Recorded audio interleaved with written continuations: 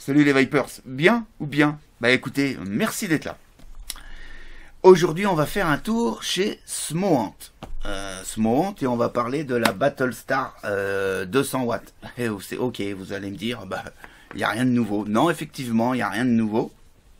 En même temps, tout ce qui sort en ce moment, il n'y a rien de nouveau non plus. Mais bon, oui, moi je voulais vous parler de la Battlestar 200 watts. Pourquoi? Parce que c'est une box que j'affectionne particulièrement. Pourquoi? Par sa simplicité. Elle emmène 200 watts, elle fait le contrôle de température. Elle a un prix entre 65 et 70 euros. Moi, ce qui me paraît convenable pour la qualité de ce produit. Voilà. D'ailleurs, je vais vous faire voir. Hein. On se fait l'unboxing. Allez, on est parti, on se fait l'unboxing.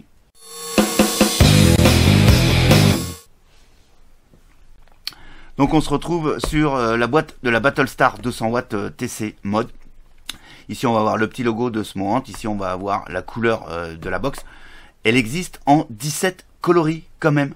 Hein, vous irez voir sur le site de Smoant. 17 coloris. Vous trouverez forcément le coloris qui vous va.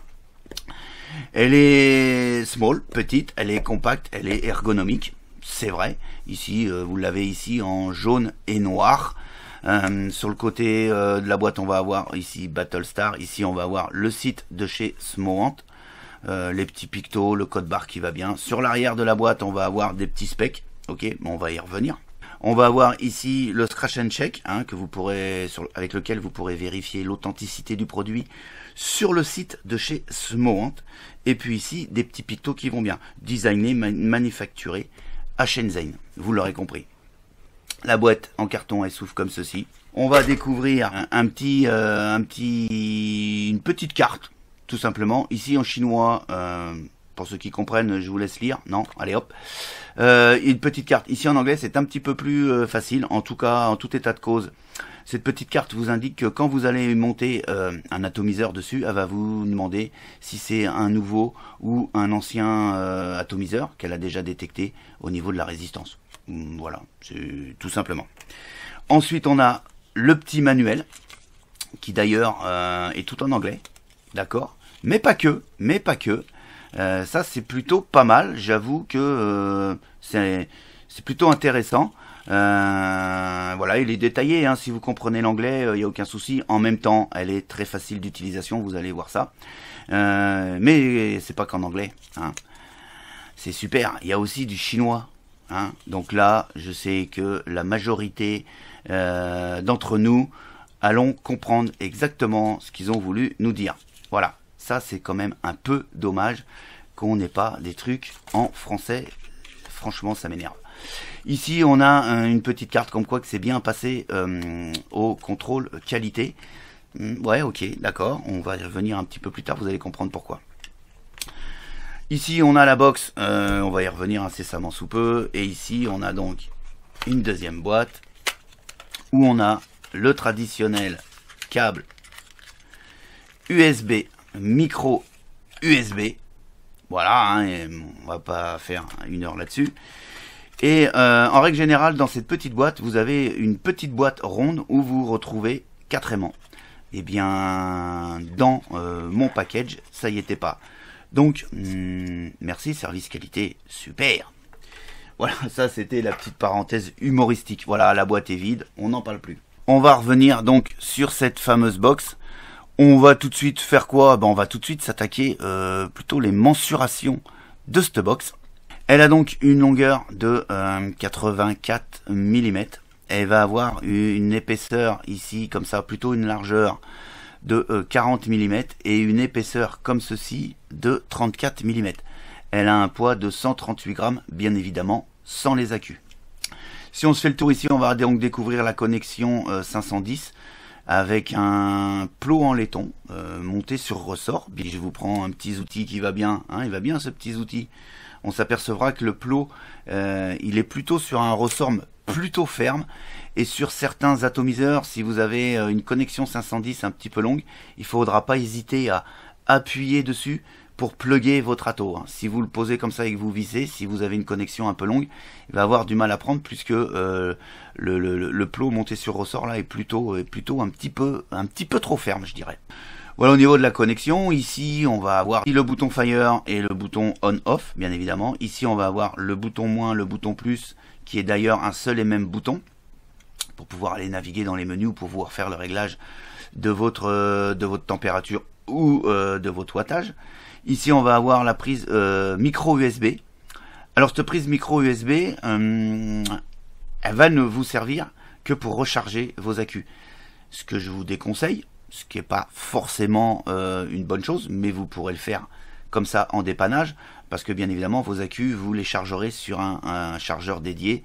C'est beaucoup plus simple, ça évite de faire chauffer la box, de chauffer le chipset, parce que bien évidemment quand vous chargez des accus, il y a forcément une chauffe. Alors je vous dis pas que vous n'allez pas pouvoir tenir la box, mais il y a une chauffe obligatoirement, puisqu'on amène une charge au niveau des accus.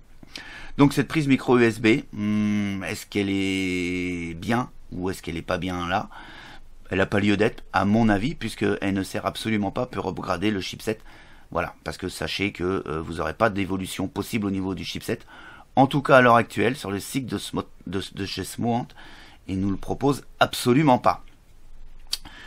Sur le cul de la box, on va trouver ici 4 trous de dégazage, ok, avec le logo Smoant Battlestar. On va également retrouver des trous de dégazage ici sur le capot aimanté, qui est plutôt aimanté et plutôt pas mal. Je vais retirer les accus tout simplement en tirant sur la petite languette qui est prévue. Et puis on va découvrir, voilà, c'est plutôt qualitatif. On a ici les plots montés sur ressort qui sont assez fermes, qui vont bien maintenir vos batteries. La petite languette ici qui va faciliter l'extraction de vos accus. C'est bien indiqué ici, le plus, le moins, le plus, le moins. Donc on est sur un montage en série. Ici vous avez les 4 aimants. Et puis les 4 aimants, en tout état de cause, ils tiennent super bien. Pour remettre les batteries, c'est tout simple. Le plus au plus. Ça, bah ouais, j'ai rien inventé. Le plus au plus, le moins au moins. On referme le capot. Et même avec les batteries, le capot tient plutôt bien. Moi j'aime bien le petit look là, plutôt sympa. Ici on va pas s'apercevoir qu'on a 4 trous d'évent qui vont servir à refroidir en fait le chipset, puisque je vous rappelle qu'on monte quand même jusqu'à 200 watts. Donc à 200 watts, suivant le montage que vous allez mettre dessus, forcément qu'on va faire chauffer le chipset. Et avec ces 4 trous là, aucun souci, ça va refroidir parfaitement. Je vais éteindre la box. Donc pour allumer la box, rien de plus simple, vous cliquez 5 fois, ça s'allume, vous avez Smoant, voilà le petit logo, et puis on tombe ici sur un écran OLED qui est plutôt lisible, pas de souci là-dessus, et avec les indications nécessaires. Il y en a pas trop, c'est juste pile poil, en tout cas à mon goût. Ici vous allez avoir la charge de vos batteries, ok. On va avoir ici le mode, ici on est en wattage, ici la puissance demandée, ici 29,9 watts. Vous allez avoir ici l'impédance de votre résistance, et puis ici le wattage. Quand vous allez appuyer sur le bouton Fire pendant votre puff, ça va vous indiquer le voltage. En même temps, quand vous vapez, vous ne pouvez pas regarder l'écran, donc ouais. Ensuite, quand vous appuyez sur le bouton plus et moins, vous allez retourner l'écran. C'est plutôt pas mal pour les droitiers ou les gauchers. Et puis vous appuyez sur plus et moins pour revenir où vous vouliez. Si vous appuyez sur le bouton Fire et plus, vous allez changer la couleur de l'écran. C'est-à-dire que là on est sur un fond blanc avec une écriture noire. Et puis ici on va être sur un fond noir avec une écriture blanche. Ok. Si vous appuyez sur le bouton Fire et moins, il me semble que ça donne rien. On va regarder. Effectivement, ça donne que dalle. Voilà, ça c'est les menus principaux. Ah oui, aussi, si vous voulez locker, on va se mettre ici à 30 watts, vous voulez locker, vous appuyez sur le bouton plus et moins en même temps et le bouton Fire. Là on a locké, ok, et puis ça fait que là, en appuyant sur le bouton plus ou le bouton moins, vous ne pourrez pas changer votre réglage. Par contre, je vais monter un alto dessus. Voilà, ça vous empêchera pas de vaper. Bien sûr, là, j'ai monté un nouveau coil. Voilà. Donc, c'est vraiment un lock tout simplement pour le réglage de température. Pour déloquer, c'est tout simple. On fait l'opération dans le sens inverse.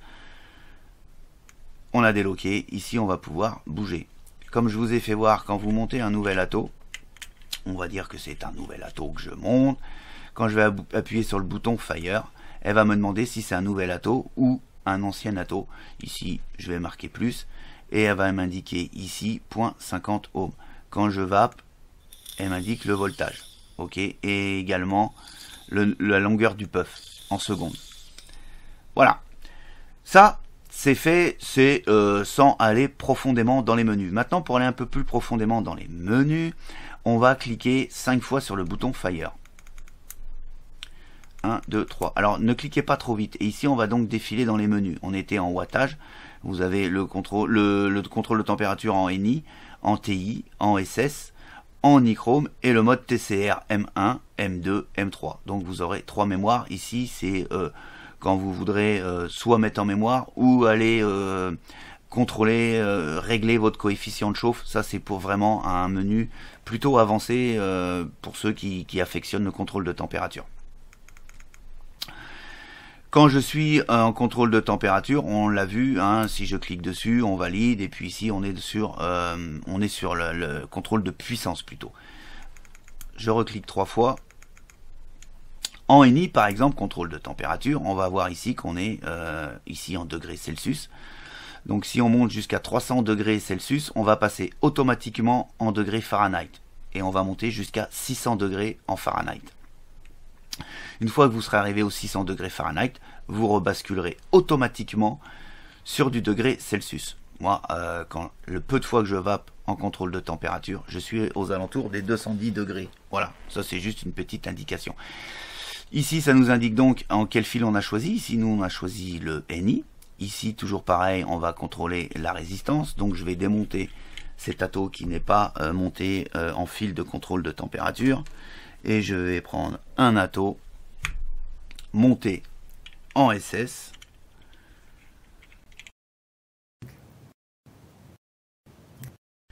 Donc ici, je suis monté en SS 316 et donc je vais aller dans le contrôle de... Alors, pour vous faire la démonstration, ça va être plus simple.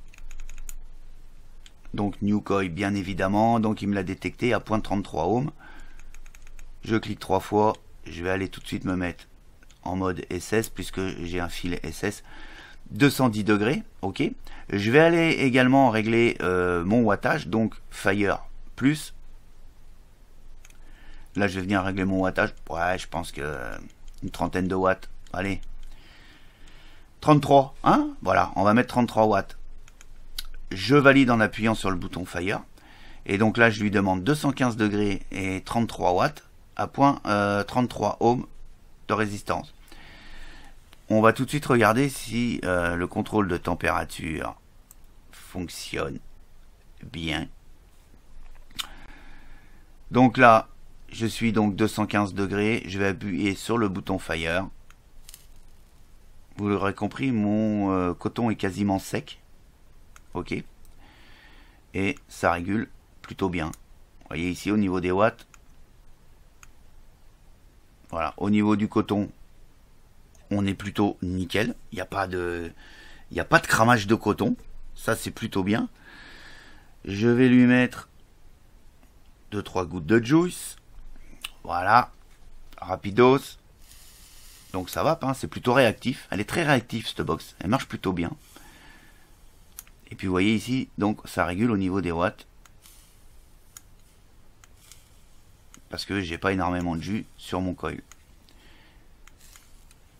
Et puis ça va vous indiquer à un moment donné, voilà. Température contrôle, c'est-à-dire qu'elle coupe. Et si on l'emmène jusqu'au bout, jusqu'au cut-off de 10 secondes, je reste appuyé sur le bouton Fire là. Hein. Bon là je vais dans l'extrême du contrôle de température. Hein. On est donc au cut-off à 10 secondes. Et puis voilà, alors vous avez vu, j'ai quand même été dans l'extrême au niveau du contrôle de température. Et puis si je tire un petit peu le coton, on va s'apercevoir qu'il a tout simplement bruni, mais qu'il n'a absolument pas cramé. Et en tout cas, ça va aucunement gêner votre vape, puisque vous voyez, c'est vraiment sur le dessus du coton. Donc contrôle de température, plutôt efficace. Pour parler du contrôle de température, elle va accepter les résistances à partir de 0,05 ohms. donc ici en contrôle de température, et en 0,1 ohm en puissance. Voilà. Elle a bien évidemment toutes les protections possibles, court-circuit, surchauffe, basse tension, résistance trop faible, batterie faible. Il y a la totale quoi, hein, il n'y a aucun souci là-dessus. Elle est plutôt très safe. Voilà, qu'est-ce que je pourrais vous dire de plus? Il me semble que je vous ai à peu près tout dit ici, sur la Battlestar. Moi je vais vous faire voir maintenant, en tout cas je vais vous donner mon ressenti sur la vape, et puis finaliser, et puis on va terminer là-dessus quoi en fait.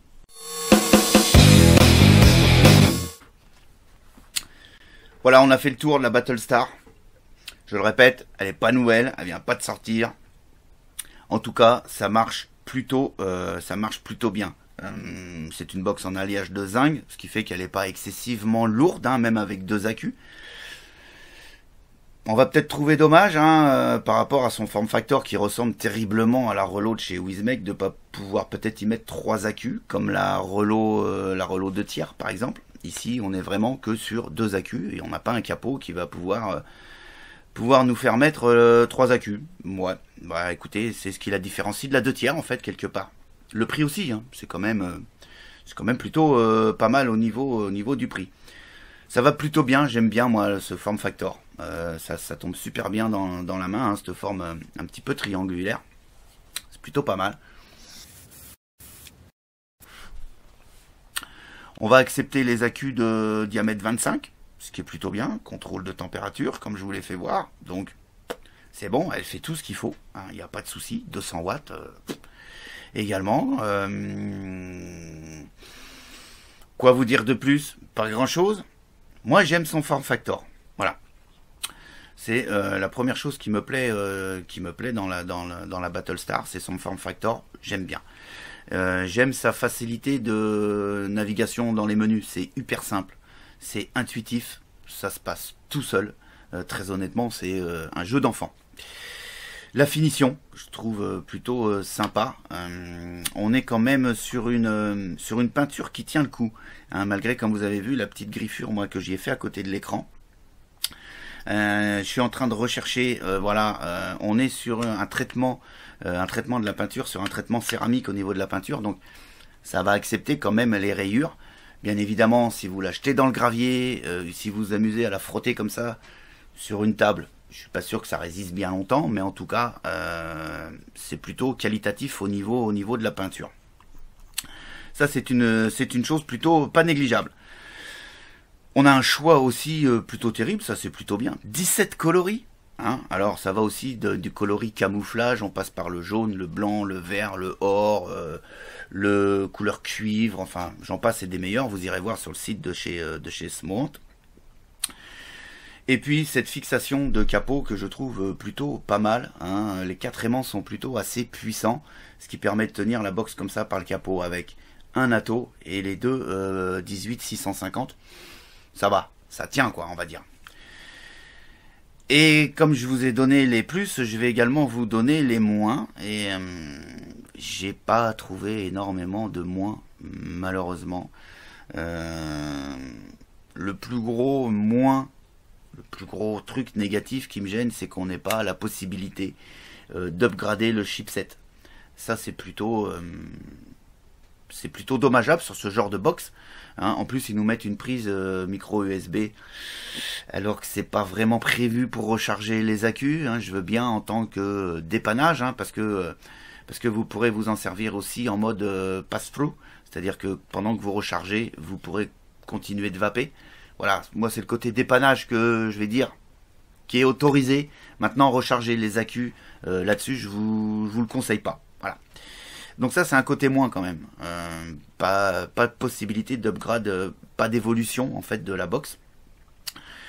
Et puis un pin 510 ferme, c'est bien, mais là il est un poil trop ferme, il faut appuyer dessus.